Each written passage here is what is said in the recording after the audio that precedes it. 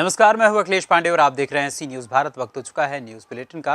खबरों के इस बुलेटिन की हम शुरुआत करेंगे बाराबंकी जनपद से, जहां जानेंगे कि आखिर बारिश से रास्ते के तालाब बनने का कौन है जिम्मेदार।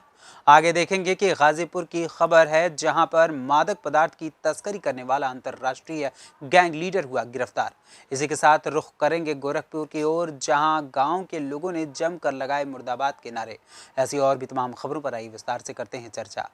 फतेहपुर बाराबंकी आदर्श नगर पंचायत फतेहपुर की लापरवाही की सजा भोग रहे मोहल्ला वासी। इस रास्ते पर कई महीनों से लग रही इंटरलॉकिंग, राहगीर परेशान है। पूरी बारिश समस्या से जूझते रहे मोहल्ला वासी।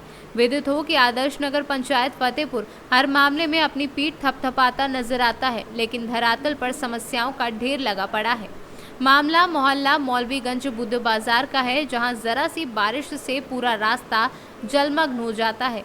बीते कल रविवार को जरा सी बारिश से पूरा रास्ता जलमग्न हो गया है। दिन भर मोहल्ले वालों को गंदे पानी से होकर गुजरना पड़ा है।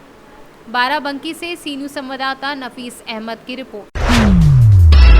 खबर गाजीपुर के जमानिया से है, जहां जिला प्रशासन ने मादक पदार्थ की तस्करी करने वाले अंतर्राष्ट्रीय गैंग के लीडर अंकित राय निवासी बेटावर थाना जमुनिया जिला गाजीपुर को करीब 80 लाख की कीमत की अवैध भू अचल संपत्ति को कुर्क किया है। पुलिस अधीक्षक रोहन प्रमोद बोत्रे के निर्देशन में जनपद गाजीपुर में अवैध तरीके से धन, भू संपत्ति व अचल संपत्ति को अर्जित करने वाले माफियाओं के विरुद्ध चलाए जा रहे अभियान के तहत कोतवाली प्रभारी जमानिया वंदना सिंह की प्रेषित आज्ञा पर पुलिस अधीक्षक द्वारा की गई संस्तुति के आधार पर गाजीपुर जिलाधिकारी आरिका खोरी द्वारा पारित कुर्की आदेश के अंतर्गत गिरोहबंद एवं समाज विरोधी अधिनियम 1986 के तहत आज आईपीएस अपर पुलिस अधीक्षक अभिषेक भारती की मौजूदगी में उपजिलाधिकारी जमानिया भारत भार्गव एवं क्षेत्राधिकारी जमानिया विजय आनंद शाही ने अभियुक्त अंकित राय पुत्र अरुण राय निवासी बेटावर थाना कोतवाली जमानिया जिला गाजीपुर को करीब 80 लाख रुपए की भू अचल संपत्ति को मुनादी कराकर कुर्की की कार्यवाही की गई। थाना जमानिया में मुकदमा अपराध संख्या 122/2022 गैंगस्टर एक्ट दर्ज किया गया था। इस गैंग में 4 सदस्य हैं। ये एक अंतर्राज्यीय गैंग है। इसमें से एक गैंग मेंबर है अंकित राय। उसकी प्रॉपर्टी आज धारा 14(1) गैंगस्टर एक्ट के अंतर्गत कुर्क की जा रही है। इस प्रॉपर्टी की जो कीमत है, मार्केट वैल्यू है, वो लगभग 80 लाख रुपए है। और ये जो गैंग है, ये अपराध द्वारा जो है अपनी कार्य करके, अपराध करके और अन्य तरीकों से प्रॉपर्टी अर्जित करता है। इनके द्वारा मादक पदार्थों की तस्करी की जाती है। गाजीपुर से सी न्यूज़ संवाददाता रामू चौरसिया की रिपोर्ट। सहजनवा तहसील अंतर्गत ग्राम सभा राजस्व गांव ठर्रापार में आक्रोशित ग्रामीणों का जल जमाव को लेकर ग्रामीणों ने प्रदर्शन किया। आक्रोशित ग्रामीणों ने विकास विभाग व पंचायती विभाग पे भ्रष्टाचार का इल्जाम लगाते हुए मुर्दाबाद के नारे भी लगाए। बता दें, जहां एक तरफ पूरे भारत में 2 अक्टूबर तक स्वच्छता अभियान चलाया जा रहा है, वहीं दूसरी तरफ जहां देश के प्रधानमंत्री नरेंद्र मोदी स्वच्छता मिशन को लेकर बहुत ही सक्रिय दिखाई दे रहे हैं, तो वहीं दूसरी तरफ उनके स्वच्छता मिशन के सपनों पर पानी फेरते हुए आदेशों का अवहेलना करते हुए दिख रहे हैं। पाली ब्लॉक के जिम्मेदार आला अधिकारी वहीं ग्रामीणों ने प्रदर्शन करते हुए कहा कि विगत 4 सालों से रास्ते की दुर्दशा ऐसी बनी रही है। गोरखपुर से सी न्यूज़ संवाददाता हरि गोविंद चौबे की रिपोर्ट। करछना थाना क्षेत्र के बरैयवा लालाकापुरा में दुर्गा पूजा पंडाल का लाउडस्पीकर 11,000 पोल में बांधने के कारण करंट लगने से 2 लोगों की मौत हो गई। शिवम केसरवानी 18 वर्षीय पुत्र गणेश केसरवानी, राहुल वर्मा 18 वर्षीय पुत्र लाल प्रताप वर्मा निवासी बराव साउंड सिस्टम और बिजली कर्मी थे। दोनों में साउंड बांधने के दौरान हाई टेंशन तार की चपेट में आने के बाद दोनों पोल से नीचे गिर गए, जिसके बाद वहां अफरा तफरी का माहौल बन गया। आसपास के लोगों ने उन्हें इलाज के लिए SRN ले गए, जहां से डॉक्टरों ने मृत घोषित कर दिया, जिसके बाद शव को लेकर बराव गांव पहुंचे, जिसके बाद कोहराम मच गया। प्रयागराज से सी न्यूज़ संवाददाता मंगला प्रसाद पटेल की रिपोर्ट। विकासखंड खाचरौद अंतर्गत कक्षा 1 से 12 तक के दिव्यांग बच्चों का चिकित्सीय मूल्यांकन शिविर सामुदायिक भवन खाचरौद में अव्यवस्थाओं के आलम में आयोजित हुआ। शिविर को लेकर व्यवस्था की जिम्मेदारी BRC और MRC की थी। विकासखंड स्तर पर आयोजित होने वाले इस शिविर की जानकारी बीआरसी एमआरसी सहित दिव्यांग बच्चों को एवं अभिभावकों को 10 दिन पहले से थी। सबको पता था कि शिविर में बड़ी संख्या में आएगी, लेकिन बिना रोड मैप के आयोजित इस शिविर में दिव्यांग बच्चों के अभिभावकों को और चिकित्सकों को अव्यवस्थाओं के चलते भारी मुश्किलों का सामना करना पड़ा। वहीं इस कार्यक्रम के व्यवस्थापक बीआरसी पुष्पराज तिवारी इस कार्यक्रम को सफल कार्यक्रम बताते नजर आए। कार्यक्रम के एमआरसी चलते फिरते ही अभिभावकों को इधर उधर भेजने के निर्देश देते नजर आए। उक्त शिविर में चिकित्सक भी अव्यवस्था से खासे नाराज दिखाई दिए। शिविर में व्याप्त अव्यवस्था की पोल अभिभावकों सहित चिकित्सकों ने हमारे कैमरे के सामने आकर खोली। मिली है, जगह जगह यहाँ पर भीड़ भी बड़ी मात्रा में दिखाई दे रही है। इसको लेकर सर पूर्व में क्या तैयारी की गई थी? देखिए, सारे कक्षों में अलग अलग व्यवस्थाएं कर दी गई हैं और सारे कक्षों में वितरण भी कर दिए गए हैं। अलग अलग एमआर का अलग कक्ष है, एचआई का अलग कक्ष है, आई का अलग कक्ष है, वो सारी व्यवस्थाएं कर दी गई हैं। अभी ऐसी कोई व्यवस्था नहीं है और बड़ा विकास खंड है, संख्या ज़्यादा है, अभिभावक उनके ज़्यादा आ गए हैं, इसलिए थोड़ा सा रश जरूर दिख रहा है, लेकिन ऐसी कोई व्यवस्था नहीं है। कहाँ से आए साहब आप? हम नागदा से आए। क्या आपको समस्या आ रही है शिविर में? अच्छा यार, शिविर के अंदर कोई व्यवस्था नहीं है। क्या एनओसी वाला भेजता है कि वहाँ कंप्यूटर में जाओ, कंप्यूटर वाला बोलता है कि वहाँ नंबर लगाओ, और नंबर लगाने के वो बोले इसका नंबर लेके आओ पहले, टोकन नंबर। जब ये परेशानी कितने समय से आ रही है आपको? ये कागज ले जाओ, वो कागज ले जाओ। 3 साल हुए बच्चे को नीमच गुमाबाई में जाके ऑपरेशन करवाया, इसका दोनों लेन डलवाए आँख के। अभी तक इधर देखो बेटा, प्रमाण पत्र अभी तक नहीं बना, इसका 3 साल हो गए। अभी तक प्रमाण पत्र नहीं बना है। आज क्या व्यवस्था है यहाँ पे? कुछ भी व्यवस्था नहीं, बच्चे कब के परेशान, पानी की पीने की व्यवस्था नहीं यहाँ पे, कोई नाश्ता पानी। बच्चों को दूर दूर से बुला लिया सबको, सब परेशान हो रहे गाँव के लोग। सर हमारे बच्चे परेशान छाँव भी नहीं है बैठने के लिए। बच्चे इधर जाते, वहाँ से इधर बोलते, वहाँ से इधर बोले, इधर जाओ उधर भगाए, उधर भगाए। ना तो अच्छा हो रही है, बोलती है ना चलती कुछ। कहाँ से आए हो? झिमरा से। क्या क्या प्रॉब्लम आ रही है? कुछ प्रॉब्लम छोरी जो बच्ची को लेकर आया था। हाँ, तो क्या बताया गया? नंबर पे बोला तो नंबर बोला तो कंप्यूटर पे जाओ पहले, नए है। हाँ, कंप्यूटर पे गए तो नंबर लेकर आओ, ये बोला। ये नाम है सर आपका?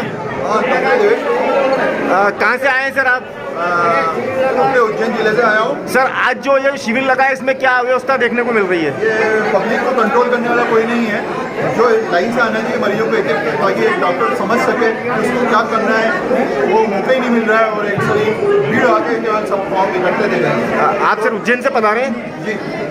कौन से विशेषज्ञ सर आप? हड्डी रोग विशेषज्ञ। उज्जैन से सीनू संवाददाता सुरेश जाटवा की रिपोर्ट। खबर पश्चिम चंपारण के बेतिया से है, जहां नरकटियागंज नगर निकाय चुनाव को लेकर प्रशासन पूरे जोर शोर से लगा है। नामांकन के बाद प्रत्याशी चुनाव चिन्ह के इंतजार में बैठे थे। आज प्रशासन ने वार्ड सभापति उपसभापति के चुनाव चिन्ह का ऐलान कर दिया है। हालांकि चुनाव चिन्ह को देखने के लिए प्रत्याशी और उनके समर्थक अनुमंडल मुख्यालय पहुंचकर चुनाव चिन्ह देखने में जुटे हैं। वहीं इस दौरान प्रत्याशियों में चुनाव चिन्ह मिलने के बाद खुशी भी जताई गई है।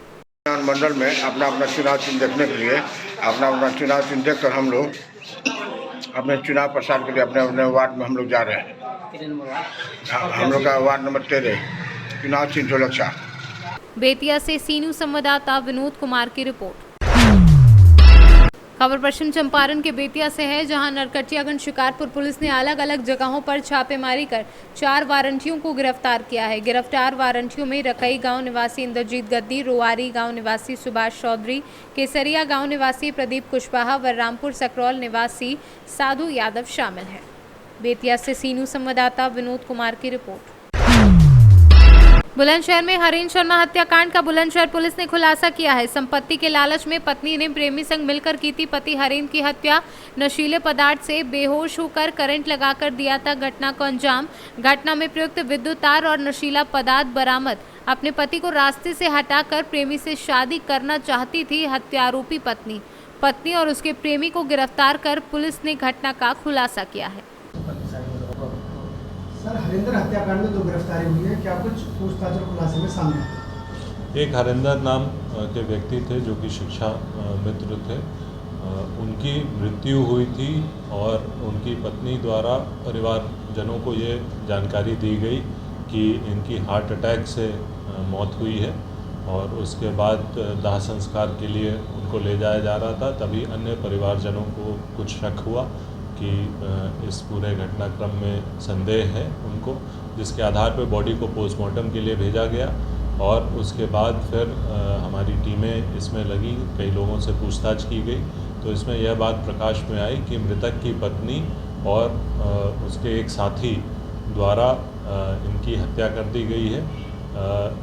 मृतक को इन लोगों ने पहले एक दवा दी जिससे कि उसे नशा हो गया, और उसके बाद फिर एक तार लगाकर उनको करंट दिया गया जिससे कि उनकी मृत्यु हो गई। उसके बाद फिर ये लोग आरोप से बचने के लिए लोगों को ये बताए कि हार्ट अटैक से मृत्यु हुई है। जब गहनता से पूछताछ हुई तो ये तथ्य प्रकाश में आए हैं, जिसके आधार पर इन दोनों व्यक्तियों को गिरफ्तार कर लिया गया है, जिसमें मृतका की पत्नी और उसका साथी शामिल है। इन दोनों को न्यायिक अभिरक्षा में भेजा जा रहा है। क्या कुछ खुलासे में सामने बताया गया पूछताछ?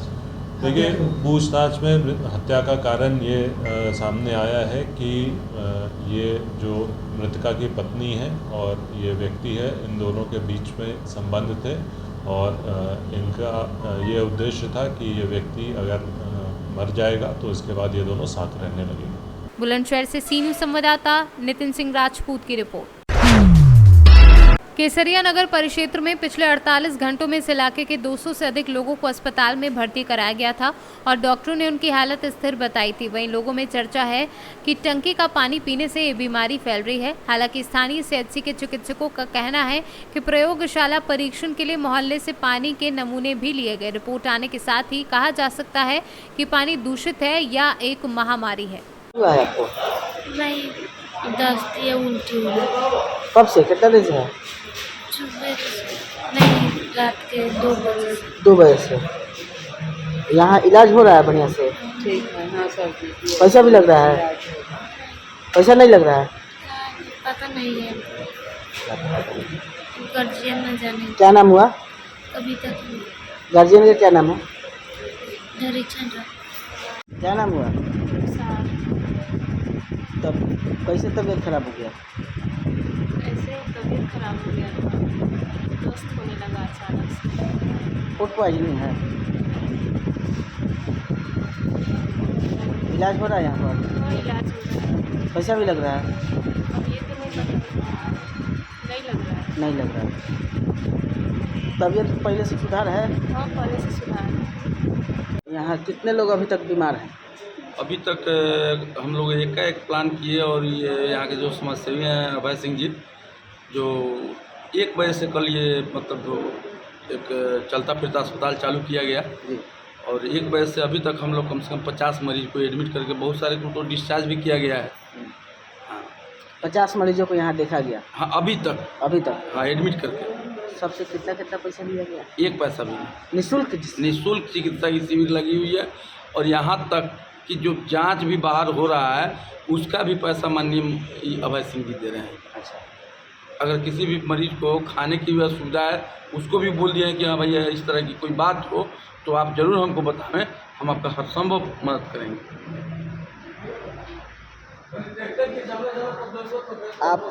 आपका नाम? मेरा नाम है डॉक्टर दिनेश कुमार निषाद। आप भी यहाँ निःशुल्क ही सेवा दे रहे हैं? हाँ, हम भी निःशुल्क दे रहे हैं, हम भी पैसा नहीं ले रहे हैं।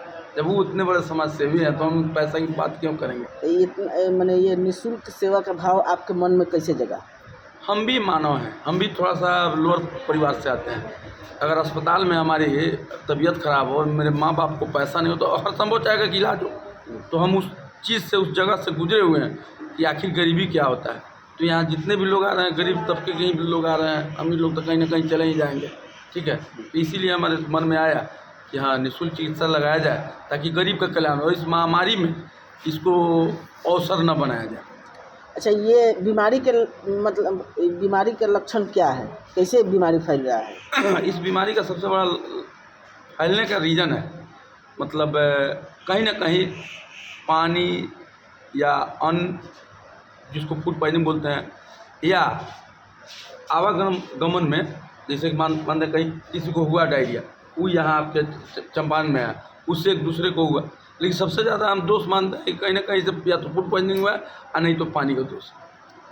स्थानीय चिकित्सा पदाधिकारी का कहना है कि ये जो नगर पंचायत में जो टंकी के पानी की सप्लाई जो है उससे ये बीमारी फैल रहा है। अच्छा, जब तक इसकी जांच नहीं हो जाती है तब तक हम कुछ भी नहीं बता सकते। जल का जो नमूना लिया गया है, अगर इस तरह की बात आती है कि हाँ उससे हो रहा है, सब लोग मानेगा। मोतिहारी से सी न्यूज़ संवाददाता अजय मिश्रा की रिपोर्ट। महुआ तहसील युवा भाजपा मोर्चा द्वारा प्रधानमंत्री नरेंद्र मोदी के 72वें जन्मदिन के अवसर पर सेवा सप्ताह के तहत रन फॉर डेवलपमेंट मैराथन 2022 का आयोजन किया गया। महुआ तालुका युवा मोर्चा के अध्यक्ष घनश्याम गरासिया के नेतृत्व में दौड़ेगा गुजरात जीतेगा विकास के नारे के साथ युवा भाजपा टीम ने भारत माता पुल पर मैराथन दौड़ का आयोजन किया।